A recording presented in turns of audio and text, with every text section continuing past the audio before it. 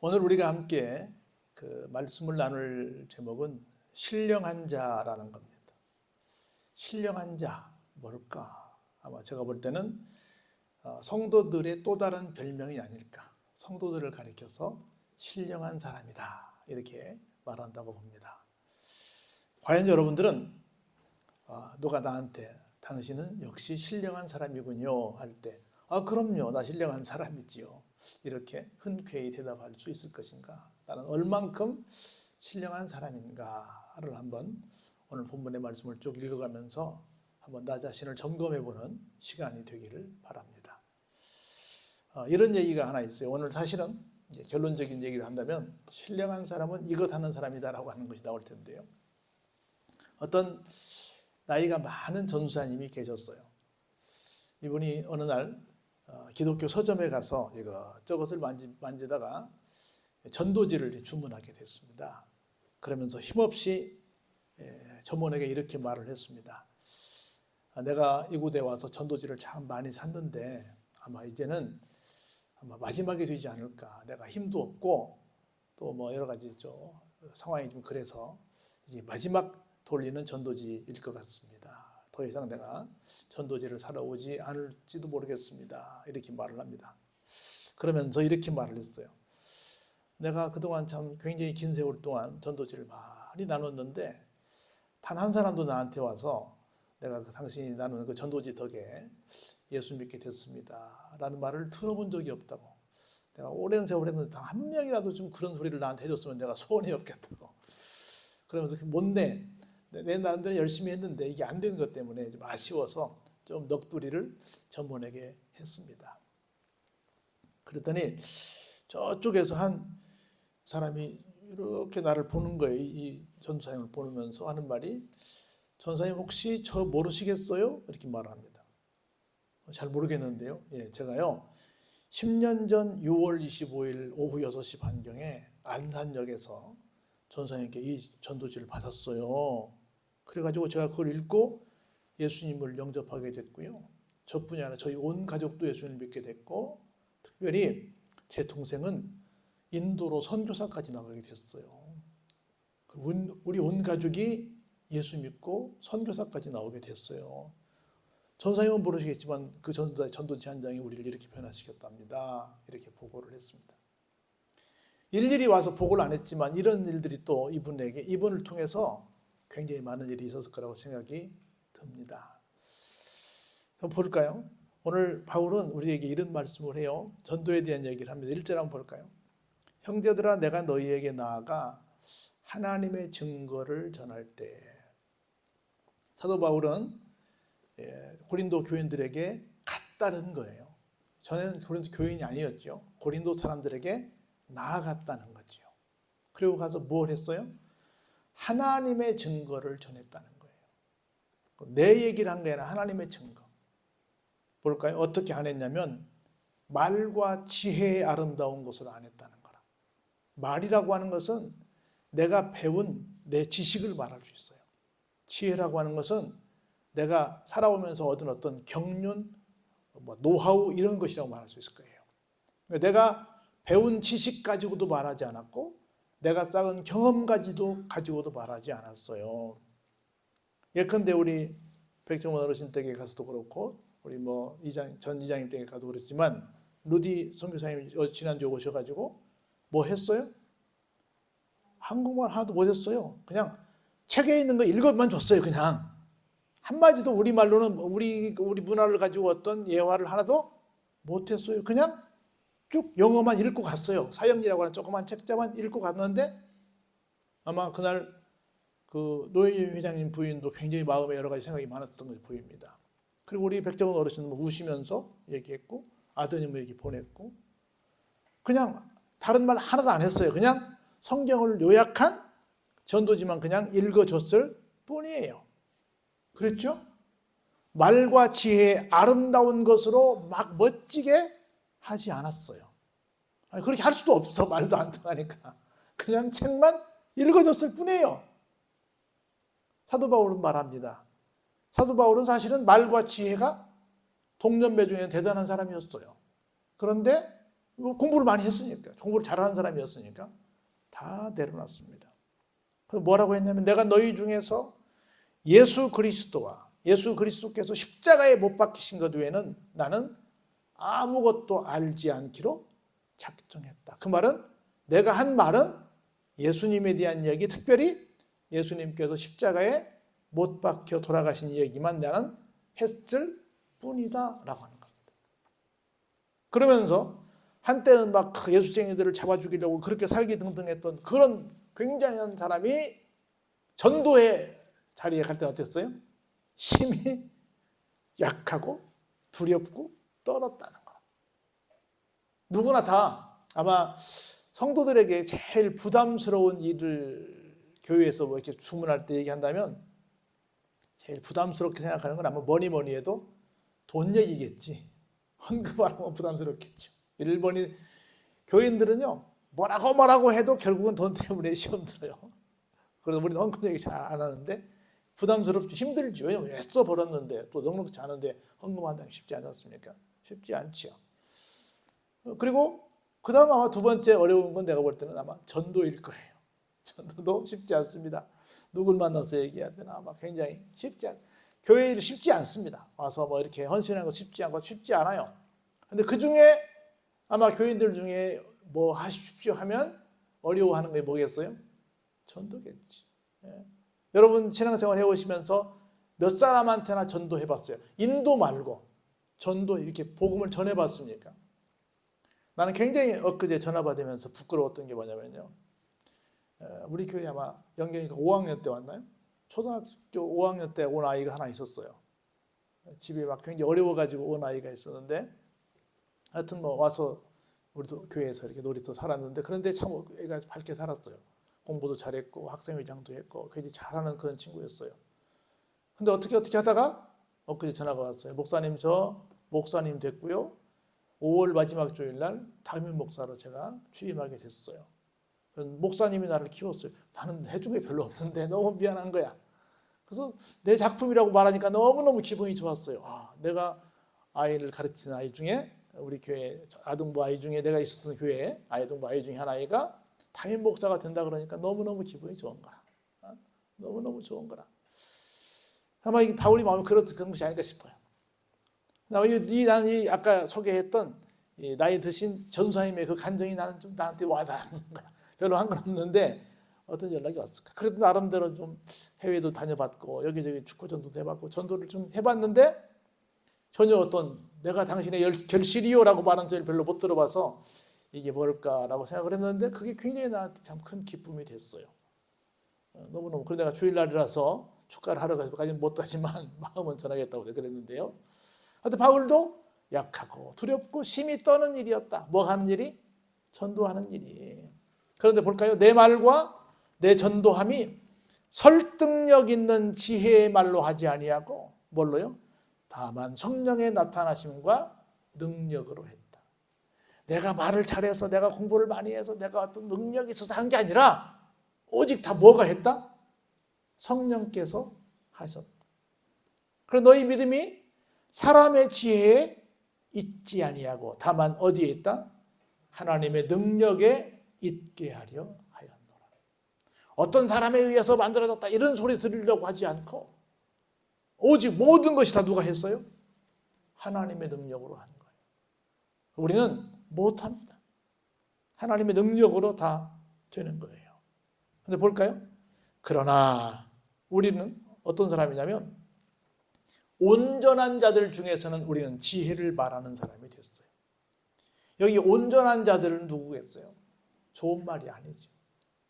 온전한 자들은 하나님 필요 없어. 내가 제일 잘났어. 내가 제일 똑똑해. 라고 말하는 사람들이죠. 세상에서 내가 뭐 학위를 몇 개 가지고 있고 내가 뭐 어떤 자리에 있고 난 온전해. 라고 말하는 사람들을 가리키죠. 그런 사람들 앞에서는 우리는 어떤 자가 되는 거예요? 진짜 지혜자가 되는 겁니다. 왜냐하면 이것은 무슨 지혜가 아니기 때문에 이 세상의 지혜가 아니기 때문에 또 세상에서 없어질 자칭 잘났다라고 하는 통치자들의 지혜도 아닌 누가 주신? 하나님이 주신 지혜이기 때문에 우리가 우리끼리는 잘난 척하지 않지만 적어도 세상에서 잘났다고 얘기하는 사람들 앞에서는 우린 잘난 척할 수 있는 거라. 왜? 진짜는 누가 가지고 있으니까? 우리가 가지고 있으니까. 할렐루야. 진짜 우리가 가지고 있는 거예요. 나는 그래도 여러분 이 찬송 불렀으면 좋겠어요. 세상 사람 날 부러워 아니하여도 나도 역시 세상 사람 부럽지 않네. 할렐루야. 예수님의 신부 될 걸 생각할 때, 천국 갈 걸 생각할 때, 예수님과 함께 영생 복락 멸류관을 갖고 살 걸 생각할 때에 부럽지 않다는 거지. 근데 요새는 거꾸로 돼가지고 교회가 세상 사람들을 부러워할 때가 많이 있다는 거야. 물론 뭐 인간적인 조건으로 볼 때는 부러워할 것들이 없잖아, 있겠지요. 근데 신앙의 눈으로 볼 때 진짜 지혜를 가졌다고 한다면 부러워할 것이 없다는 거지요. 오히려 저들이 우리를 향해서 당신이 진짜 지혜를 가졌군요. 당신이 진짜 복받은 사람이군요. 라고 얘기를 할 수 있다는 거지요. 여러분 그 찬송, 지금 제가 방금 부른 찬송이요, 영국 왕이 한 번은 이렇게 밤에 암행을 다니다가 밤중에 어떤 노인이 어스름한 불빛 아래서 열심히 일을 하고 있었어요. 근데 지나보니까 그 노래를 가만히 듣고 보니까 너무너무 참 좋은 거라, 그 노인네 그 이 밤중까지 일하면서 뭐가 그리 좋아서 그렇게 노래를 부르시오. 그랬더니 나 예수 믿어서 난 너무너무 좋소이다. 그랬더니 거기다가 이거 하나 더 붙이시오. 그렇게 했어요. 세상 사람 날 부러워 아니하여도 영국 황제 루이스가 날 부러워해. 그렇게 붙여달라고 했어. 그 양반이. 얼마나 부러워. 세상 여러분 황제가 뭐가 부럽겠어. 근데 그 노인이 저녁에 일하면서 노래 부르는 거 보니까 그 가사도 붙여달라고 했더니 그래도 그 가사 속에 그것도 있어. 영국 황제 루이스가 날 부러워해. 에? 얼마나 부러웠으면. 우리가 부러워하지 말고 남들이 우리를 부러워하게 하시길 바랍니다. 진짜 우리가 얼마나 기가 막힌 걸 가지고 있어요. 세상에 없어질 통치자들의 지혜가 아니라는 거예요. 여러분 이런 얘기가 하나 있어요. 여러분 네덜란드의 유명한 화가 렘브란트 아시지 않습니까? 이 사람이 젊은 시절에 사랑하는 아내를 잃었어요. 그리고 방황을 막 하다가 극적으로 하나님을 만났습니다. 그러다가 그가 다시 재기해서, 여러분 그 엠마오로 가는 두 제자 그 명화 있잖아요, 성화, 그걸 이 양반이 그렸는데요. 그 친구들이 종종 이런 질문을 했어요. 자네처럼 그림을 잘 그리려면 어떻게 하면 되는가 이렇게 물었습니다. 그럴 때마다 이렇게 렘브란트는 대답했다고 그래요. 어떻게 그려야 하는지 묻기 전에 일단 붓을 들고 그리기 시작해. 그렇습니다. 우리가 무엇을 하기 전에 먼저 시작부터 해봐야 되는 거예요. 저는 개인적으로 이 땅에 제일 큰 문명 중에 문명이 저한테는 이 컴퓨터입니다. 제가 글씨를 너무 못 쓰니까 컴퓨터가 얼마나 고마운지 몰라.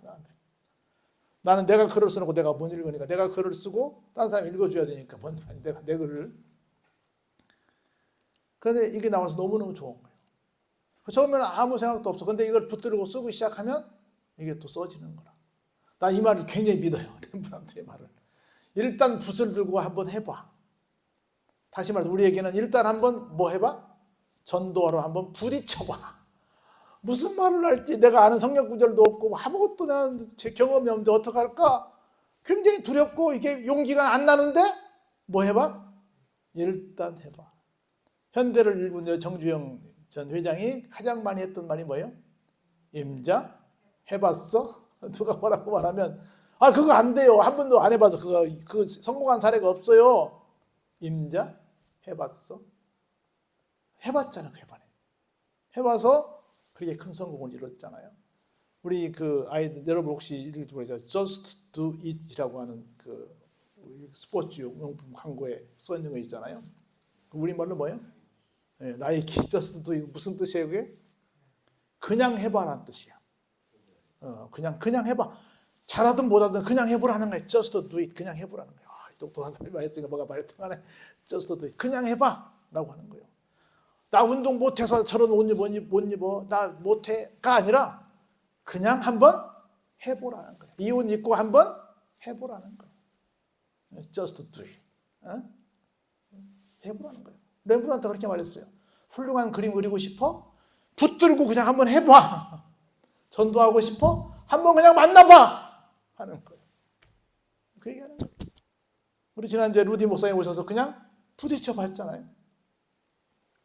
그러면 오직 은밀한 가운데 있는 하나님의 지혜를 말하는 것으로서 곧 감추어졌던 것인데 하나님이 우리의 영광을 위하여 만세전에 미리 정하신 것이다. 만세전에 우리의 영광을 정해놨대. 영광은 뭐예요? 승리의 또 다른 말 아니겠어요?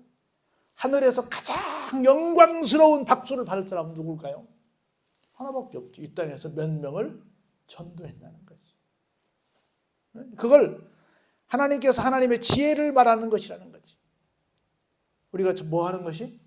전도하는 것이. 이 지혜는 이 시대의 통치자들이 한 사람도 알지 못했다는, 이 세상 잘난 사람들은 하나도 몰랐다는 거예요. 만일에 이 세상 잘난 사람들이 알았다라고 한다면 적어도 무엇은 안 했을 것이다?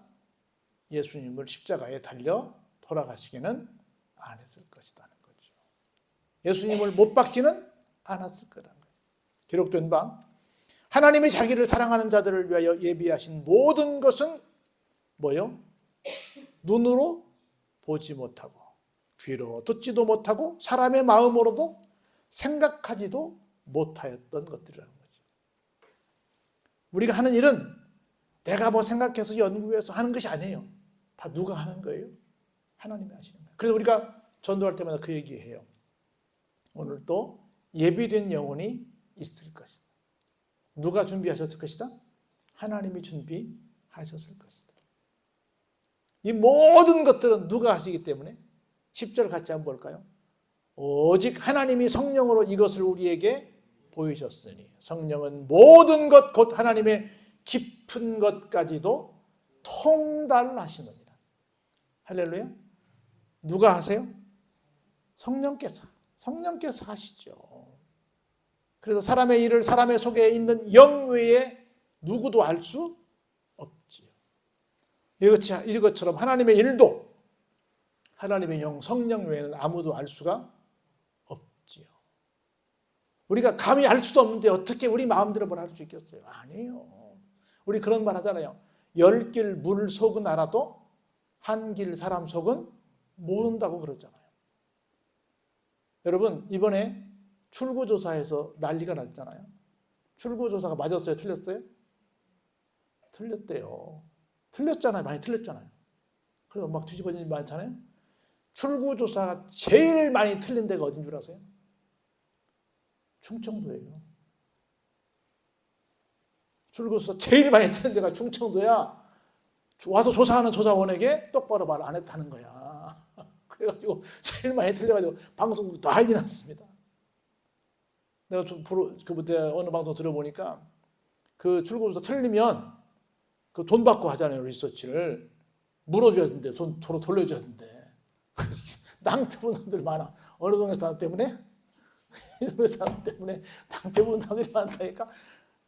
네? 아니래.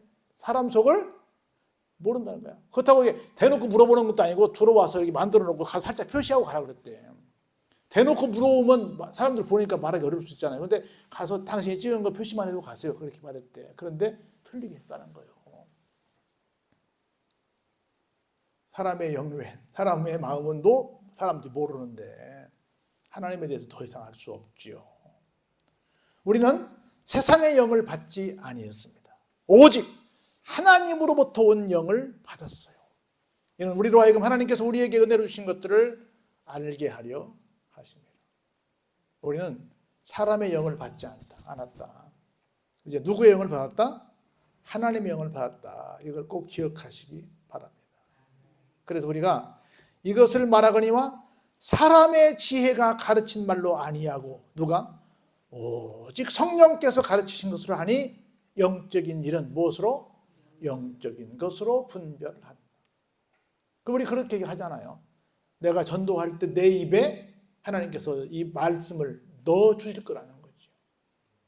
그래서 내가 하는 것이 아니라는 걸 계속해서 지금 얘기하는 겁니다. 볼까요? 육에 속한 사람은 하나님의 성령의 일들을 받지 아니합니다. 아무리 저 사람은 세상적으로 착하고 순하고 해서 금방 우리 말을 들을 것 같아. 근데 아무리 말을 해도 안 들어요. 저 사람은 절대로 안 들을 것 같아. 근데 들어요. 희한합니다. 그래서 저는 장로교 목사로서 정말 예정론이 맞구나 하는 생각이 드는 거예요. 기가 막혀요. 육에 속한 사람은 하나님의 성령의 일들을 받아들이지 않습니다. 왜냐하면 그것들을 볼 때 그 사람들은 어떻게 보여요? 어리석게 보이죠. 또는 그것들을 알 수도 없나니 그러한 일은 영적으로 분별되기 때문입니다. 보세요. 얼마나 기가 막힌 말씀이 이어지는지. 신령한 자는 어떤 사람이냐? 모든 것을 판단합니다. 그런데 자기는 아무에게도 뭐 받지 않아요? 판단을 받지 않습니다. 왜? 우리가 하는 일은 누가 하는 일이니까? 성령께서 하시는 일이기 때문에. 감히 어떤 사람이 성령님을 판단할 수 있어요? 없어요? 없지요. 그래서 볼까요? 누가 주의 마음을 알아서 주님을 가르치겠냐? 주님을 가르친 선생이 있어요? 없지요. 그러나 우리가 그리스도의 마음을 가졌느니라. 그 말은 무슨 말이에요? 누구도 하나님께서 주신 지혜를 가진 사람은 누가 우리를 가르칠 수 없다는 거지요. 없다는 거지요. 그러면 여러분들 어떤 사람이 정말 하나님 보시기에 신령한 삶을 살까? 신령한 건 뭐예요? 하나님과 교통하는 사람이니까 영에 속한 사람이지요. 그런 사람은 어떤 사람일까? 한 가지만 얘기하고 제가 마칩니다. 어떤 의사가 이런 간증을 했어요. 이분이 큰 병원에 그냥 나름대로 직원으로 있다가 개인 병원을 개업하게 됐어요. 늦은 밤 문을 닫고 모든 직원들을 다 퇴근시키고 금고 앞에 앉아서 오늘 얼마를 벌었지 하고 다 그걸 계산하는 것으로 하루의 피곤을 씻었어요. 매 순간 그의 관심은 오직 돈이었습니다. 어느 날 밤 책상 위에 돈을 쌓아놓고 열심히 세다가 문득 이런 생각이 들었어요. 이 양반이 교인이었거든요. 내가 만일 하나님 앞에 가면 무엇라고 보고를 드릴까? 환자들을 고치고 돈만 세다 왔다고 보고하면 하나님이 기뻐하실까? 라고 생각을 했어요. 갑자기 이런 생각을 하니까 얼굴에 뜨거움이 느껴졌어요. 내가 의사 하려면 얼마나 공부 많이 해야 돼요? 공부도 잘했고 이렇게 해서 병원도 오픈해서 내가 이렇게 원장이 돼가지고 돈도 많이 버는데 야, 내가 돈만 세다 왔다 그러면 하나님 뭐라고 하실까? 갑자기 부끄러운 생각이 들었어요. 그래서 어떡할까 하다가 성경을 뒤적거리다가 이 말씀을 발견하게 됩니다. 우리 잘 아는 다니엘서 12장 3절 말씀이죠. 지혜 있는 자는 궁창의 빛과 같이 빛날 것이요 많은 사람을 옳은 대로 돌아오게 한 자는 별과 같이 영원토록 비추리라. 할렐루야. 사람들을 데리고 온 사람들만 그렇게 된다는 거. 진짜 보람된 삶을 살게 된다는 거라. 지난주에 오신 로디 목사님을 그저께였나요? 여기 장수천에서 그분이 부드러운 걸 잡수냐고 해서 같이 식사를 하게 됐습니다. 그러면서 거기서 들은 얘기예요. 이분이 한여름에는 이렇게 낚시터에 가가지고 아르바이트를 한대. 그래가지고 돈을 벌어서 이쪽으로 선교를 온대요. 자비량으로 온대. 여기서 돈을 대는 게 아니라 자비량으로 오시는 거예요.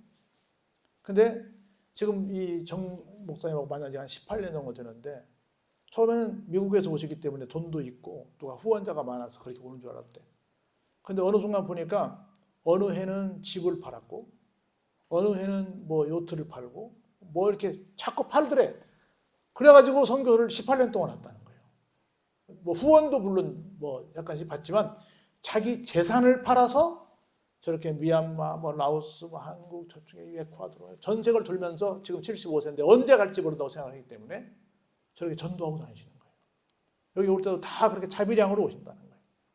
그래서 본인은 그냥 자기 교회 건물이기 때문에 빌딩으로 되어 있기 때문에 그냥 방 한 칸만 이렇게 줘서 계시게 하고 혼자 이렇게 다 하신다는 거예요. 이걸 한 거죠. 사람을 옳은 대로 돌아오게 한 자는 별과 같이 영원토록 비추리라. 그러고 나서 그분은 계속해서 이 의사는 이제는 돈만 쓰는 사람이 아니라 올 때마다 환자들에게 뭐 하겠어요? 병도 고쳐주지만 전도를 했죠. 그래서 정말로 하나님 앞에서 나는 정말 VIP가 될 것이다 라는 마음을 가지고 좋은 의사보다는 하나님 앞에서의 VIP, 이게 목표가 되었다고 합니다. 신령한 사람은 뭘까요? 하나님의 가르침을 받고 그 가르침에 순종하는 사람일 것이다. 하나님의 명령은 뭘까요? 전도하는 거죠. 내 지식, 내 훌륭한 언변을 갖고 하는 것이 아니라 그냥 가서 하는 거죠. 그건 그때 가서 그때 우리 뭐 어떤 개그맨 할때 그때 달라요 하는 것처럼 그때 성령님께서 나에게 주시는 지혜가 그 사람의 마음을 움직일 거예요. 무엇으로 그 사람의 마음이 움직일지 모릅니다. 우리 지난번에 뭐 포도 갖다 줬는데 어떤 사람이 그 글귀를 보고 언제 어떻게 변화돼서 어떤 변화를 가져왔는지 우리는 모릅니다. 누구만 아세요? 성령님만 아시는 거고 그냥 뭐만 알 거라고 말이죠. 우리는 그냥 했을 뿐이에요. 그래서 우리 모두가 신령한 자가 우리가 갖고 있는 별명이라고 한다면 어떻게 살자? 순종하자. 그리고 가서 전하자. 사도 바울이 했던 것처럼 그렇게 하자. 그래서 사도 바울이 그렇게 수많은 교회들을 세운 것처럼 오늘날도 계속 사도행전은 쓰여지고 있기 때문에 그 일을 우리가 해야 된다 그 말입니다. 그래서 그건 누구의 뜻이다? 하나님의 뜻이다. 그것도 지상 명령이다 라고 하는 거예요. 모든 명령 중에 최고다라고 하는 것이죠. 우리 아까 했던 영어 해볼까요? Just do it. 그냥 해보자는 거예요. 어디서 결실이 올지 모른다는 겁니다. 오늘 또 우리에게 하나님께서는 그런 우리 인간의 어떤 기가 막힌 지혜와 지식이 아니라 하나님의 방식으로 신령한 자의 반열에 서기를 원하시고 계심을 믿으시고 그 말씀에 순종하는 여러분 되시길 주의 이름으로 축원합니다.